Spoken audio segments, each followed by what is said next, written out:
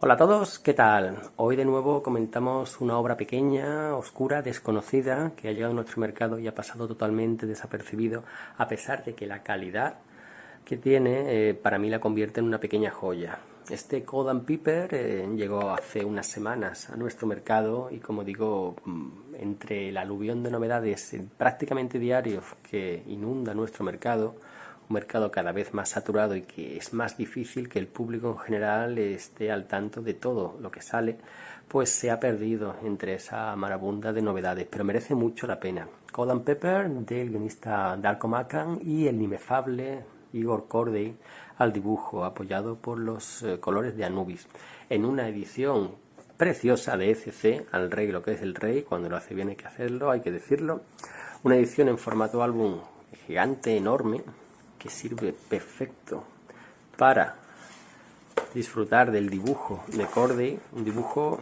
espectacular. A ver si os mirad esta página, por ejemplo, y que abre con una ilustración que retrotrae inevitablemente a los Tres Mosqueteros, pero esto, lejos de ser una obra histórica o de aventuras históricas, es algo muy diferente. Pero antes de entrar en ello, como siempre, esto es el muro, contexto. El autor Darko Makan es un autor croata que seguro que recordáis por sus guiones para las series de Star Wars en el antiguo canon de Dark Horse. Ha trabajado, bueno, desde finales de los 70, se hizo un nombre en el mercado yugoslavo y de ahí trabajó en el mercado escandinavo, en la media francesa, el mercado americano, en fin, todos lados. Pero ya digo que sobre todo en España es recordado por un lado por sus trabajos para la franquicia de Star Wars, en Dark Horse, y luego también trabajó mucho para la Oficina X en cierto momento, su Soldier X, por ejemplo, que era una especie de actualización de cable. Aunque el grueso de su trabajo y lo mejor de su trabajo está salvando el Grendel Tales, que yo lo conocí ahí. Grendel Tales, he hablado muchas veces de esa historia, Guerra de Clanes, historia que tenéis reeditada por fin, este mismo año creo que lo hizo Planeta, en un integral, lo tenéis reseñado en el canal, una joya. Pues aparte de eso, sus mejores trabajos están para el mercado francés, donde ha trabajado mucho con Darko Makan. Ahora mismo están haciendo Marshall Bass y también hicieron esta pequeña joya, y digo pequeña por el tamaño, porque es un comicazo. Nosotros los Muertos, también editada por ECC, y fijaos, siendo la misma editorial, la diferencia. Fijaos. Bien, mal. ECC, si me estás viendo, ya ahora que el público está acostumbrado a los precios abusivos de los cómics en el mercado español, podéis reeditar esto que está descatalogado en un integral en condiciones, con papel en condiciones. Por cierto, no lo he dicho, el papel aquí es bastante decente, sin ser papel de alta calidad, mucho mejor de lo que nos acostumbra la editorial en el cómic americano, en su sección de DC. Y esto es una maravilla, esto es una ucronía de la que ya hice reseña en su momento, creo que la tenéis en el canal. Una ucronía con un dibujazo de Corday, al que ya digo que se le critica mucho por su etapa en los X-Men de Morrison, ya hablaremos de eso, pero fijaos de lo que es capaz. Sin embargo, publicar este cómic en este formato es directamente un crimen. Qué bien dibuja Corday, porque por cierto siempre me ha recordado, tiene un aire, sobre todo en los rostros, al maestro Corben, pero bueno, eso ya es cosa mía.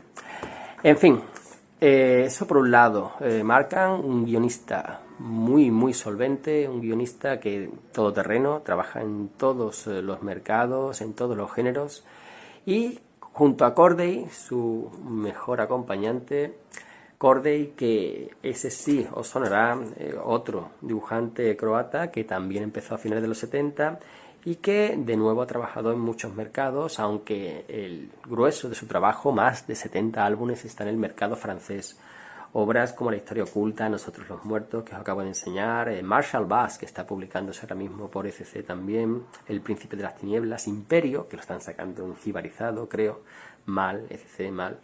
Pero bueno, la mayoría de vosotros lo conoceréis por sus polémicas en el mercado americano. Un mercado americano que empezó a finales de los 80, principios de los 90 o mitad de los 90, no recuerdo exactamente. Yo lo descubrí con esta joyita de Abnet, Conspiración, una grapa bastante gruesa, una auténtica joya que ha estado descatalogada mucho tiempo y que creo, hablo de cabeza, creo que la han reeditado dentro de la colección Ruinas, creo, no lo sé.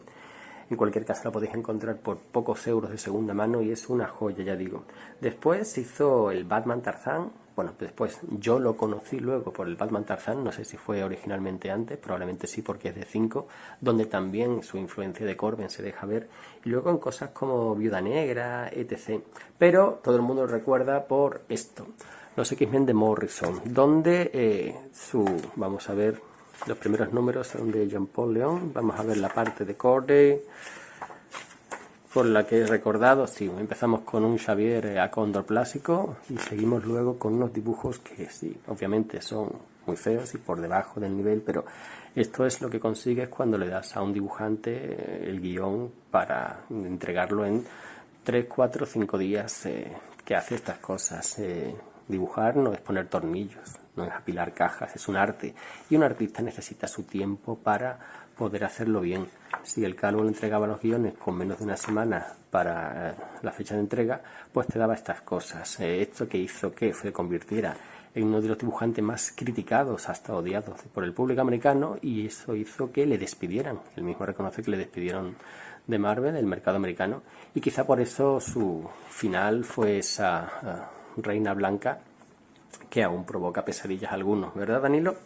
Pero bueno, el caso es que ese no es el nivel de Corday. El nivel de Corday es este, y es una lástima que mucha gente lo tenga puesto una cruz por algo de lo que no fue culpable, sino la lentitud de Morrison.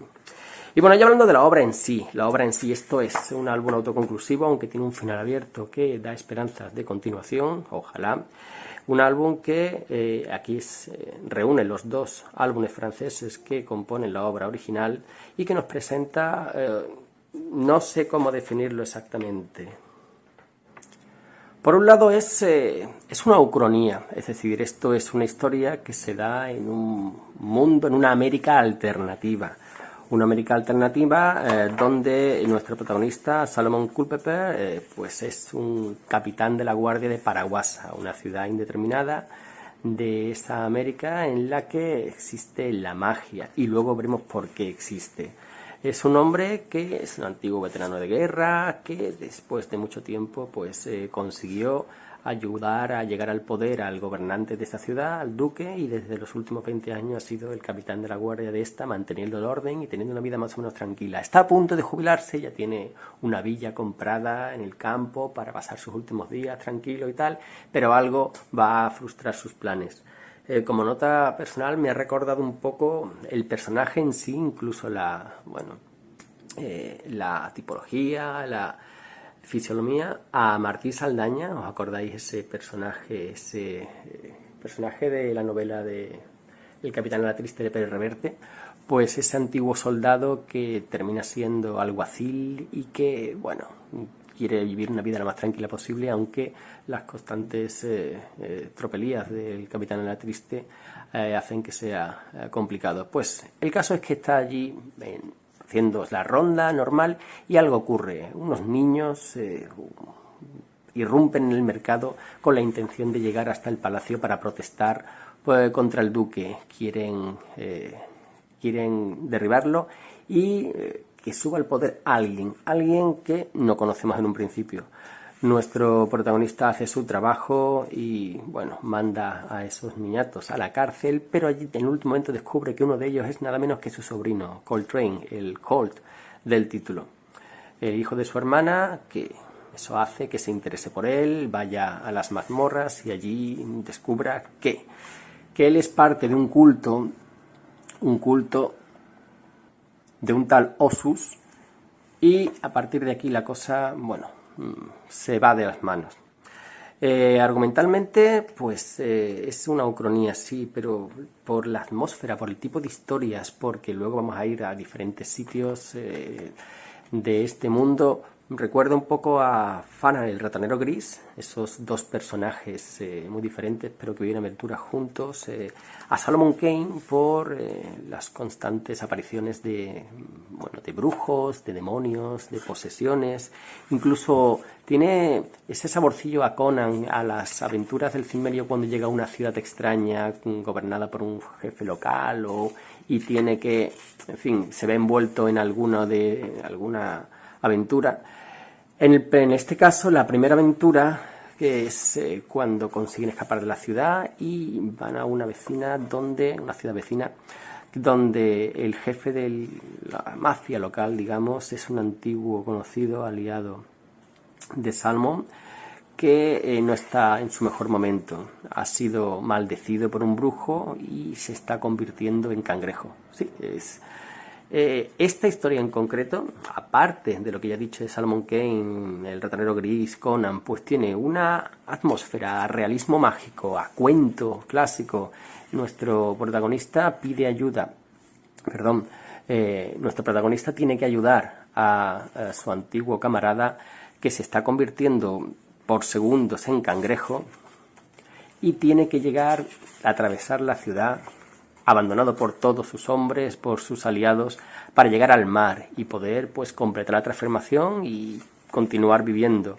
Pero por el camino se encontrará con antiguas víctimas, gente que quiere vengarse de él, rivales, y nuestros protagonistas les hacen de guardaespaldas, lo que además sirve para introducir a otros secundarios como la hija y futuro interés amoroso de nuestro Colt, la hija del cangrejo.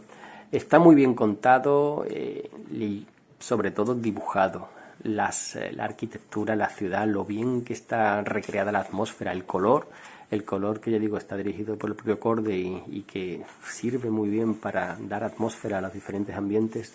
De verdad me ha gustado mucho. Una aventura corta, no voy a decir de presentación porque la aventura de presentación fue en Paraguasa, en la capital, pero esta ha sido mi aventura favorita. Tiene toda la estructura de un cuento clásico, incluso con la moraleja final, que no vamos a ver aquí, no queremos hacer spoiler.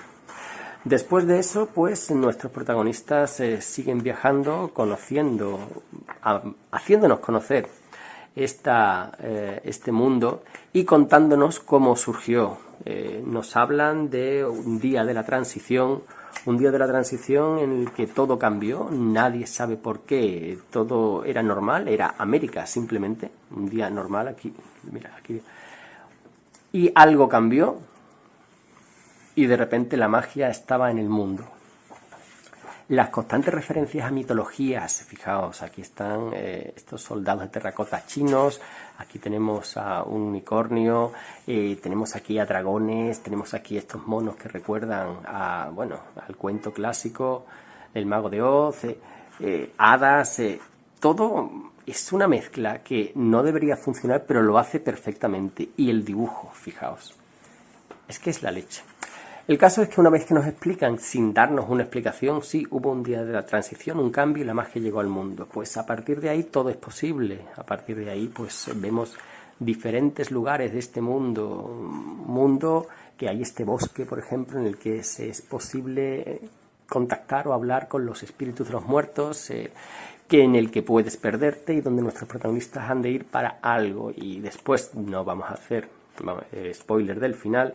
Después de eso pues deciden por circunstancias volver a la capital para otro pedazo de página de Corday, de nuevo mezclando mitologías, en este caso la china, el dragón chino, y vuelven a la capital para enfrentarse a el antiguo señor, la posesión de Colt, ya la tendréis que leer para saber por qué. Y lo que ocurre ahí, aquí se explica más o menos el origen de ese villano, qué quiere, pero no todo va directamente, sino que hay pequeñas microaventuras, conocemos a diferentes personajes, como este demonio que literalmente rapta almas y que ha raptado el alma de una chica. Fijaos, aquí de nuevo otra mitología, otro ser mitológico introducido dentro de la trama con total naturalidad, la esfinge. Y otro pedazo de dibujo presentando a Baco, el dios del vino, de la mitología griega, y en fin, un gran dibujo, un buen guión y un gran cómic. No, me ha gustado mucho y no vamos a seguir pasando porque haríamos spoilers. El final, pues, tiene un final que termina, no deja muchas cosas en el aire, pero sí las suficientes para una posible continuación. No voy a decir final abierto, porque no es exactamente así, pero deja elementos para que se pueda continuar una nueva aventura, aunque yo no tengo noticias de que se haya empezado a publicar en Francia ni nada parecido. En cualquier caso, nos queda la esperanza. Y nada más, como siempre, recomendable, sí. ¿En qué destaca? Dibujazo y la creación de este mundo, ese world building tan original, mezclando tantas cosas y que te hace interesarte más por aventuras dentro de este bueno, mundo, realidad, plano, etc. Muy recomendable. Y nada más, lo dejamos aquí. Un saludo y hasta la próxima.